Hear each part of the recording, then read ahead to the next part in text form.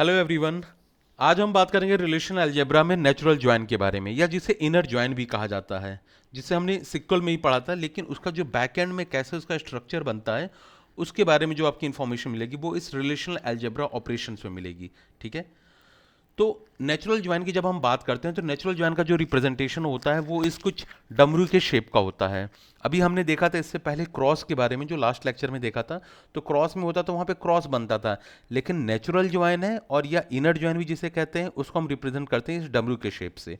ठीक है। तो इसका नोटेशन हो जाता है दैट इज R1, ये डमरू का शेप, या जिसे आप इनर ज्वाइन भी कह लीजिए। तो R1 इनर ज्वाइन R2।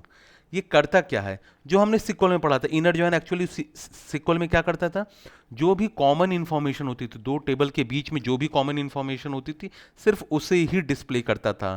ठीक है। क्योंकि देखो, जब भी कभी भी आप ज्वाइन परफॉर्म करते हैं, एक चीज हमेशा याद रखिएगा, जब कभी भी हम ज्वाइन परफॉर्म करते हैं, whether it is inner outer join, outer में कोई भी ज्वाइन हो, तो उसमें दोनों दो टेबल्स में एक कॉमन कॉलम होता ही है। जैसे अगर एक टेबल में रोल नंबर है तो दूसरे टेबल में रोल नंबर का कॉलम होगा। एक टेबल में अगर एम्प्लॉय आईडी का कॉलम है तो दूसरे टेबल में एम्प्लॉय आईडी का भी कॉलम होगा। ठीक है।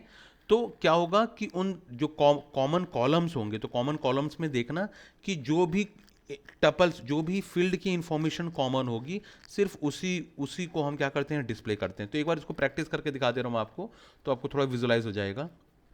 जैसे यहाँ पे देखिए, आपको क्या करना है, perform natural join between student and result. देखिए नेचुरल ज्वाइन के लिए यहाँ पे सिंबल क्या बन जाएगा, that is student, inner join का सिंबल और रिजल्ट हो जाएगा। ठीक है। तो देखो ये कई ढेर सारे स्टेप दिया हुआ है, लेकिन मैं आपको ये सारे स्टेप से बढ़िया एक सिंपल चीज़ बताता हूँ कि आपको पहले क्रॉस प्रोडक्ट करो, फिर इनकंसिस्टेंट रिमूव करो। चलो एक बार बता भी दे रहा होता कैसे। क्रॉस प्रोडक्ट, पहले आपने टेबल 1 और टेबल 2 का क्रॉस प्रोडक्ट परफॉर्म किया। आपने देखा स्टूडेंट रोल नंबर इधर भी है, रिजल्ट रोल नंबर इधर भी है, तो इसलिए आपने वहाँ पे स्टूडेंट डॉट कर दिया, यहाँ पे रिजल्ट डॉट कर दिया, आपने ये इसका क्रॉस प्रोडक्ट निकाल दिया। अब क्रॉस प्रोडक्ट के बाद देखोगे कि इसमें remove the inconsistent tuples. Inconsistent का मतलब हो गया कि यहाँ पे देखो, यहाँ पे स्टूडेंट डॉट रोल नंबर में 101 है, यहाँ पे student result dot roll number में 101, मतलब ये कंसिस्टेंट है। यहाँ पे देखो 101 है, यहाँ पे 103 हो गया रिजल्ट वाले में, तो अब ये इनकंसिस्टेंट हो गया। ठीक है। तो इसको हटा देंगे, 102 101 हटा देंगे, 102 103। ठीक है। तो इसको हटा दें। तो इनकंसिस्टेंट का मतलब होता है जो भी आपको कॉमन कॉलम है, तो उस कॉमन कॉलम की जो वैल्यू है वो दोनों सेम होनी चाहिए। नहीं सेम है तो वो इनकंसिस्टेंट हो जाएगा। तो यहाँ पे देख लो, आपने डायरेक्ट इनकंसिस्टेंट को रिमूव करके कंसिस्टेंट कर दिया। और इसके बाद आप जो जो कॉलम, जो एट्रीब्यूट्स आपका इक्वल था, सेम था, उसको आपने सिंगल बार लिख दिया, वन टाइम लिख दिया। तो जहाँ पे स्टूडेंट डॉट रोल नंबर और रिजल्ट डॉट रोल नंबर था, उसको रिमूव करके आपने रोल नंबर लिख दिया। नेम हो गया, ब्रांच हो गया और एसपीआई हो गया। ठीक है। लेकिन इसका शॉर्ट में करना है तो शॉर्ट में करना बड़ा ही ईजी है।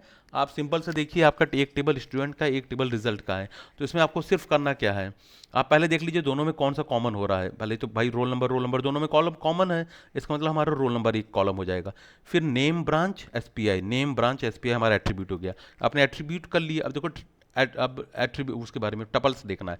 यहाँ 101, यहाँ 101, मतलब 101 की इन्फॉर्मेशन सारी की सारी रहेगी। तो 101 राजू सी और 8 हो गया। यहाँ देखो 102 है, यहाँ 103 है, इसका मतलब कोई भी कॉमन नहीं है, इसका मतलब ये इन्फॉर्मेशन हम लिखेंगे नहीं। तो आउटपुट में हमारा क्या हो जाएगा, 101 राजू और सी और 8 हो जाएगा। ठीक है। तो ये हमारा इनर ज्वाइन होता है। लेकिन यहाँ पे देखो, फिर से मैं बता रहा हूँ, इनर ज्वाइन हमने पूरी स्टूडेंट टेबल और पूरी रिजल्ट टेबल के ऊपर किया है, इसलिए यहाँ पे हमने डायरेक्ट ये सिंबल लगा दिया। अगर यही आपसे पूछता कि perform natural join between branch and faculty, तो ब्रांच एंड फैकल्टी के पीछे बारे में पूछ रहा है, तो फिर से देखो कौन सा कॉमन हो रहा है। यहाँ पे आपका बी आई डी है, यहाँ पे भी बी आई डी है, इसका मतलब बी आई डी कॉमन है। यहाँ भी 1 है, इधर भी 1 है, इधर भी 2 है, इधर भी 2 है, इसका मतलब दोनों की दोनों रो है वो आपकी पूरी डिस्प्ले होगी। बस जो दो बार बी आई डी लिखा है उसको हम single time B I D लिख देंगे। आपका ये बी नेम हो गया, एच ओ डी हो गया, B name H O D. F I D, F I D तो देखिए एफ आई डी, हाँ एफ आई डी और F name, F I D और एफ नेम, क्योंकि ये 1 और 2 यहाँ पे भी है, 1 और 2 यहाँ पे भी है, इसलिए ये दोनों दोनों की पूरी पूरी रो कंबाइंड होकर आपकी लिख जाएगी। ठीक है। तो जो आपको पीछे पहले यहाँ पे एक क्रॉस प्रोडक्ट करना है, फिर इनकंसिस्टेंट रिमूव करना है, उससे इजी मैंने आपको शॉर्टकट ये बता दिया कि पहले ही आप चेक चेक कर लो कि दोनों में कॉमन कॉलम कौन है। उन कॉमन कॉलम्स में जो उनकी वैल्यूज़, मतलब जो कॉमन वैल्यूज़ अगर सेम सेम हो रही है दोनों में, जैसे यहाँ पे बी आई डी और बी आई डी में सेम सेम है, बस इसका फिर दोनों का पूरा क्रॉस प्रोडक्ट लिख दो। क्रॉस प्रोडक्ट का मतलब क्या हो गया कि भाई यहाँ पे 1 सी शाह, और ये आपका क्या हो गया 101 Raj, 2 M E Patel, sorry 2 Patel है, तो ये आपका हो गया 2 पटेल 103 और मीट हो गया। ठीक है, तो अभी मुझे लग रहा है कि आपको चीज़ें क्लियर हो गई होंगी। और अगर आप क्रॉस प्रोडक्ट देखो, आप सिंपल से अगर ये आप क्रॉस प्रोडक्ट भी परफॉर्म करते हो, तो क्रॉस प्रोडक्ट में क्या होता है कि एक तो सेम रहता है 102, जैसे 10101 वाला तो सेम होता, लेकिन 101 दूसरे के साथ करते, जैसे 101 दूसरे के साथ किए तो 103। तो यहाँ पे क्या होता है कि आपका जो क्रॉस प्रोडक्ट वाला लॉजिक होता है ना, वो कुछ यूज़ होता नहीं है, वो क्या है डिस्कार्ड ही हो जाता है, क्योंकि जो सेम सेम वाले जो जो डिफरेंट वाले होते हैं, जिसमें जैसे कॉलम में अब आप करते हो तो उससे क्या होता है, पहले 1 1 का करते और 1 2 का करते, तो 1 इधर वैल्यू 1 है BID में और इधर वैल्यू 2 रहेगी, तो होगा ही नहीं उसकी वैल्यू, तो इसलिए उसको डिस्कार्ड ही करते हैं। सिंपल सा रूल आप बस यही करना कि कॉलम कॉमन कॉलम को आप लिख लोगे BID हो गया, यहाँ भी कॉलम कॉलम BID हो गया, एक ही बार लिखेंगे, और इसकी पूरी की पूरी रोज को एक साथ लिख दो, इसकी पूरी पूरी रोज को एक साथ लिख दो, पूरी रोज और पूरी रोज को एक साथ लिख दिया। ठीक है, तो ये गाइज एक बार आप परफॉर्म करके देखिए आपसे हो रहा है कि नहीं। ये क्या कह रहा है देखो, list the name of students with their department name and SPI of all student. List the name of student, list the name of students का मतलब क्या हो रहा है कि आपको डिस्प्ले करना है, और जब कोई डिस्प्ले करने वाला होता है तो वहाँ पे क्या हो जाता है आपका, वहाँ पे आपका प्रोजेक्शन हो जाता है। तो हमने पाई यूज़ कर लिया, डिस्प्ले हमको क्या करना है, नेम ऑफ स्टूडेंट, डिपार्टमेंट और SPI को डिस्प्ले करना है, तो इसलिए पाई हो गया, स्टूडेंट नेम, डिपार्टमेंट नेम और SPI हो गया। लेकिन वो भी किस में करना है, that is belong to C branch.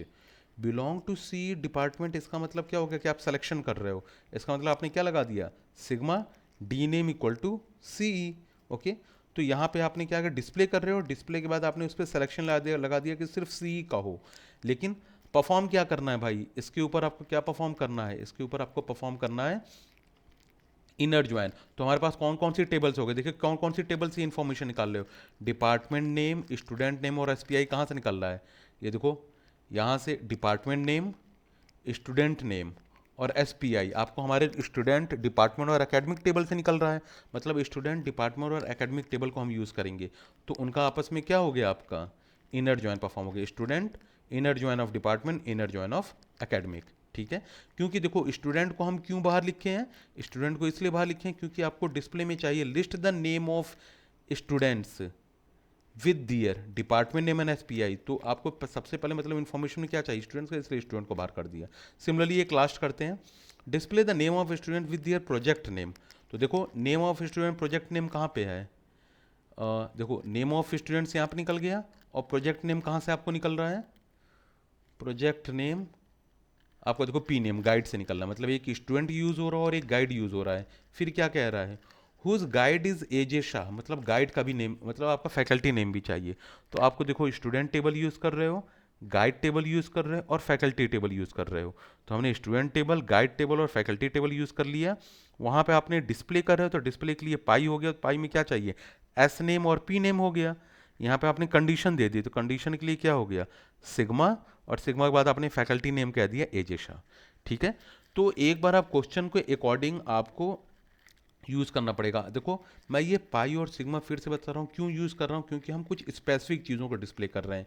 अगर वो पूरा का पूरा स्टूडेंट, पूरा डिपार्टमेंट और पूरा एकेडमिक का करना होता, तो हम direct student inner join department inner join academic लिखते। ठीक है, मुझे लगता है आपको ये चीज़ समझ में आ गई होगी।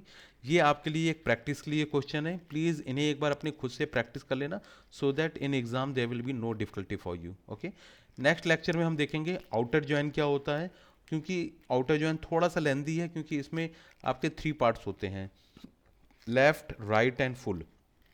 तो इसके बारे में हम जो पूरी इन्फॉर्मेशन देखेंगे वो नेक्स्ट लेक्चर में देखेंगे। Till then please do practice, और एक बार जो मैंने क्वेश्चन आपको दिया है उसको प्रैक्टिस कर लीजिएगा। ठीक है गाइज, टेक केयर।